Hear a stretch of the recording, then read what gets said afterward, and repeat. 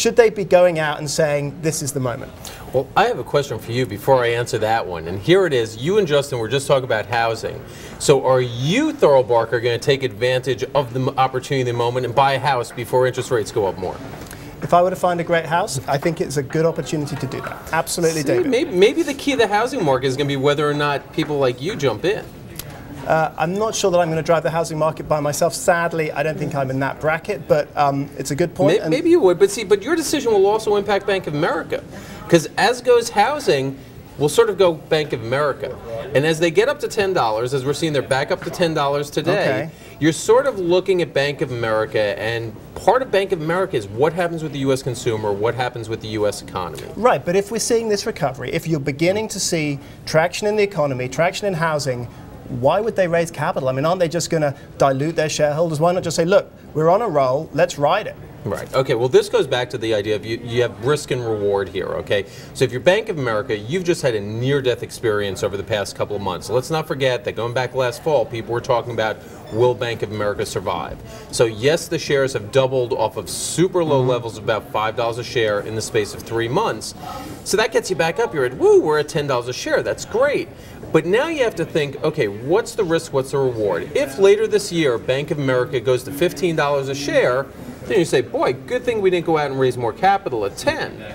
But if things don't go so well, and Bank of America, say by September, is back down around $7 a share, you're going to say, wow, we missed a tremendous opportunity. And the question is, do you want to be opportunistic or do you want to be more conservative? And I think when you've just had an experience where people have said, you know, are they going to survive? You want to err on being conservative. Okay, but if you're Brian Moynihan, the chief executive of the company, aren't you saying, look, we've just had this really tough stress test from the Federal Reserve. They've given us a clean bill of health. We haven't asked to give capital back to our shareholders, but they've said you're fine. Why would I now go out and disappoint shareholders by raising capital? We saw what happened when rumors went around the market that they were going to do it. The stock price fell significantly. Right, it fell about 2.5%. Right. But look, in the grand scheme of things, on a day when the market was up, we've just seen a 100% move in the stock in 3 months. Okay, you're not going to worry so much about 2.5% move. And actually, I think that if they went out, they raised more capital, but not just raise capital. If they said we're going to go and we're going to use this capital to buy out, say, Warren Buffett's preferred,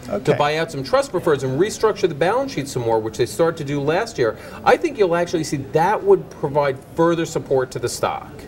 Okay, so you're basically saying it's worth raising a little bit now to give people that extra confidence. I'm not saying go out there and raise $50 billion, you know, nothing like that. It's not going back to the, say, a year ago where people were talking, are they going to face 50 or 60 billion in the mortgage repurchase losses? What I'm saying they need to do is further build that cushion. You've got a period of time right now where people are saying, hey, you know, we think things are off to the races, we think things are a lot better. Take advantage of it. It's basically what I'm saying is take out an insurance policy. Okay, so why isn't he doing this? So if you look at, so Bank of America trades at half book value. That's very, very cheap for a bank. That suggests that people still see a lot of problems with this bank. That means a lot of doubt there. So, you know, that makes it expensive to raise capital, but at the same time it means that if there's a recovery, there's still a huge way to go with the shares. So why, given that... It's a relative game, because keep in mind, it's a lot cheaper to raise capital at 10 than it is at 6 when he last raised capital, or to have to sell preferred to Warren Buffett along with 700 million warrants with a strike price of $7.14. So what would his reasoning be, do you think, for not saying let's take a bit now, we still have this huge potential gain in our share price anyway, even if we do that now? Why wouldn't you do that? I think, and this is an issue that is, you know, sort of caused them some problems last year, is they've been looking at it saying, we have enough capital to run the business. And they haven't been thinking enough is, do we have enough capital to keep credit investors who really, they're bank suppliers. They supply money, the funding, the raw material banking. So you need to keep the debt market happy. Do you keep them happy? If there is, let's say Europe blows up again in 6 months, are you going to have a big enough capital buffer that people say, oh, sure, things are going bad, but we don't have to worry about Bank of America anymore because we know that they have the wherewithal to survive anything?